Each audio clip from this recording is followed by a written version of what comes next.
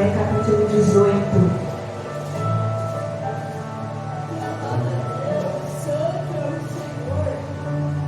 Todos encontraram? Amém? A palavra vai dizer assim: o tabernáculo é levantado em Siló, e toda a congregação dos filhos de Israel se ajuntou em Siló, e ali armaram a tenda da congregação, depois que a terra foi sujeita diante deles.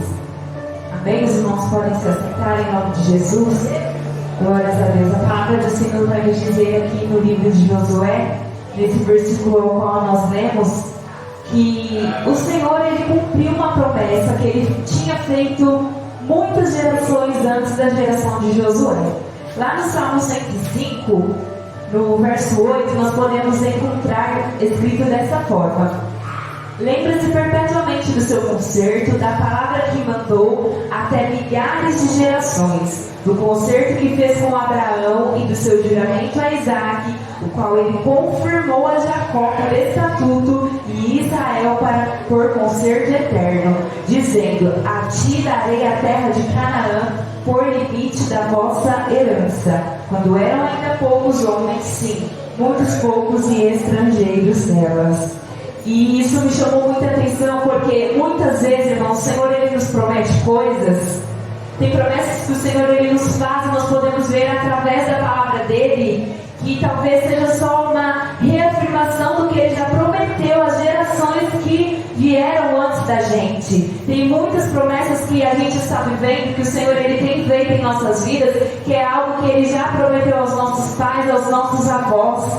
E aí o Senhor, ele cumpriu quando chegou na nossa geração. E eu creio que assim continuará sendo. Glórias a Deus, aleluia. Então a palavra do Senhor nos diz que ele faz a promessa ao povo, que lhes daria a terra, primeiramente através de Abraão, depois Isaque, e a promessa se renova até Jacó. E a promessa se cumpre na geração ali de Josué. Lá a palavra do Senhor vai nos dizer em Números, capítulo de número 13, que Deus, ele ordena a Moisés que envia 12 espias, aleluias, para espiar a terra a qual ele havia prometido, que era a terra de Canaã.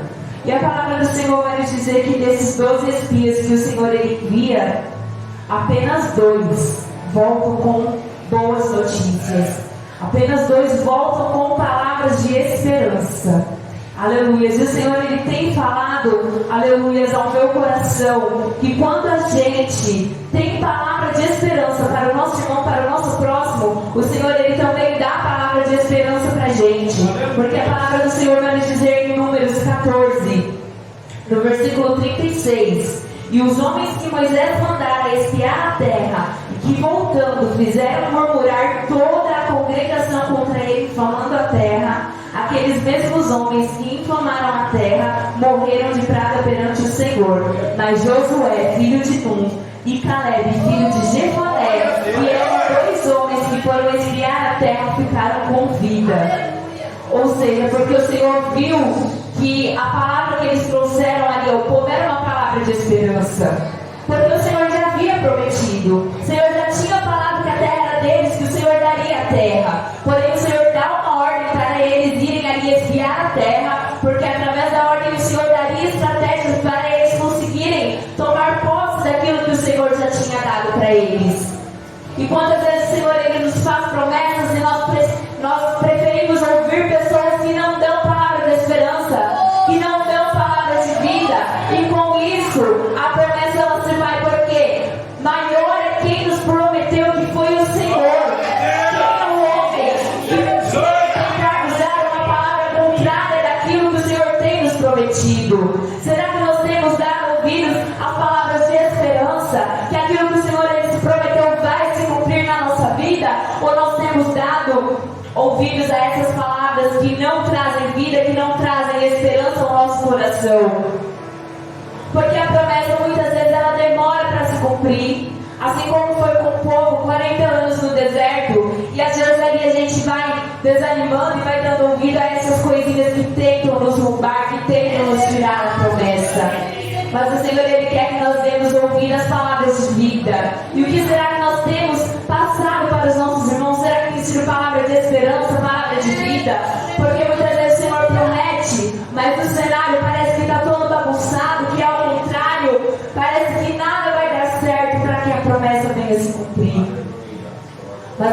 venhamos ter esperança em nosso coração e passar isso também para os irmãos. Porque dando palavra de vida, nós receberemos vida do Senhor. Dando palavra de vida, nós receberemos a promessa do Senhor. Entregando palavra de vida, declarando, profetizando vida, profetizando o que vai acontecer. O Senhor, Ele se responsabiliza pela minha e pela tua vida. Porque foi isso que Ele fez com Josué e Caleb. Eles entregaram uma palavra de vida e receberam de Deus. Então a palavra do Senhor diz aqui que nós temos em Josué que após, aleluia, 40 anos o povo peregrinando no deserto, eles tomam posse de Canaã. Josué e Caleb, aqueles ao qual o Senhor havia ordenado, as gerações que passaram, que ficaram lá murmurando, que não deram ouvidos ao Senhor, não entraram na terra prometida. Então que nós não venhamos dar ouvidos às murmurações, para que nós possamos sim viver e ver a promessa que o Senhor tem feito para nós, e não somente deixar para as próximas gerações, mas para que nós possamos viver aquilo que o Senhor tem reservado para nós. Glórias a Deus. E aí a palavra do Senhor nos diz aqui que eles armaram o tabernáculo, também chamado de tenda da congregação. E a tenda da congregação, ela era montada sempre fora do arraial, fora do acampamento. A tenda da congregação era um lugar que as pessoas iam ali fazer petições a Deus. A tenda da congregação é aquela mesma tenda que Moisés teve encontro com o Senhor, que a nuvem de glória do Senhor permanecia ali, que quando Moisés entrava na tenda e a nuvem descia, todos podiam ver que a presença do Senhor estava ali dentro da tenda. Então a tenda era um lugar de encontro com o Senhor, era um lugar de falar com Deus, era um lugar, aleluias, glórias a Deus, de ouvir a voz do Senhor, de se entregar, de se derramar ali na presença do Senhor. E a tenda era armada fora do arraial, porque lá a palavra do Senhor vai nos dizer em Êxodo 32 que o povo ergueu um bezerro de ouro ali naquele meio de idolatria. Então após isso, Moisés ergueu a tenda fora do arraial. O nosso lugar de encontro tem que ser fora da idolatria, fora do pecado. O nosso lugar de encontro com o Senhor, o nosso lugar de falar com o Senhor, aleluia, tem que ser fora de tudo aquilo que não agrada a Ele. Nós estamos aqui nessa manhã, nós estamos tendo um encontro com o Senhor, nós armamos a nossa tenda, nós saímos fora do arraial, nós estamos aqui em jejum e consagração para diminuir a nossa carne, para matar o nosso eu, para falar com o Senhor e ouvir Ele falar conosco.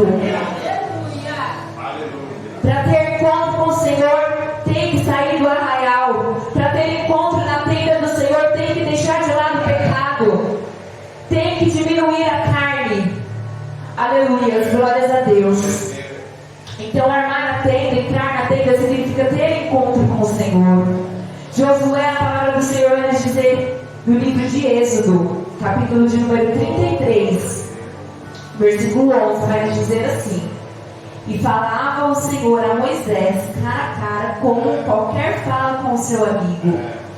Depois tornou ao arraial, mas o seu servidor Josué, filho de Num, mancebo, nunca se apartava do meio da tenda. Glórias a Deus. A palavra do Senhor nos diz que Josué não saía do meio da tenda. Então, se a tenda tinha presença, tinha encontro do Senhor, a gente pode ver que Josué ele não se afastava da presença do Senhor. Glórias a Deus. Não se apartar da presença do Senhor é a gente ter constância, é a gente se colocar em posição, é a gente deixar o pecado de lado, é a gente deixar o nosso eu de lado. Aleluia. Ter constância com o Senhor é não abandonar o lugar de encontro, não deixar de ter intimidade com o Senhor, não deixar de jejuar, de consagrar. Aleluia, glórias a Deus. Quando a gente entra, a nuvem de glória desce, é a presença do Senhor que está ali. Irmãos, eu estou sentindo grandemente a presença do Senhor desde o momento que eu entrei aqui. Aleluia, porque todo mundo está aqui no mesmo propósito, e quem entrava na tenda também estava no mesmo propósito, de falar com Deus e ouvir Ele falar, de receber a glória do Senhor, assim como Moisés recebia e resplandecia da presença do Senhor. Quer fazer a diferença, quer ter a presença do Senhor, entra na tenda, sai fora do arraial, deixa o pecado de lado, fala face a face com o Senhor, pelo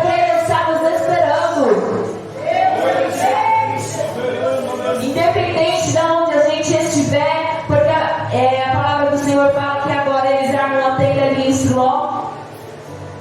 Independente do local que nós estivermos, que nós venhamos ter esse encontro com o Senhor. Porque muitas vezes tem pessoas que às vezes na igreja está aqui ligada, conversando com o Senhor, às vezes tem intimidade dentro do lar, mas quando está na rua esquece, quando está no trabalho esquece. Não, irmãos. Ter constância é não se apartar do meio da tenda, assim como Josué fez. Ter constância é estar ali ligado com o Senhor, falando com Ele dia e noite, estar ali no trabalho, estar ali conversando com Ele. Irmãos, nós sabemos que a guerra não é fácil. A guerra espiritual não é fácil. Esses dias eu estava conversando com uma auxiliar lá na sala, e sempre que eu entro, eu peço, Senhor, coloca os teus anjos aqui, me guarda, me livra, guarda essas crianças, livra essas crianças de todo mal. Irmãos, olha a importância de nós orarmos independente de onde nós estivermos.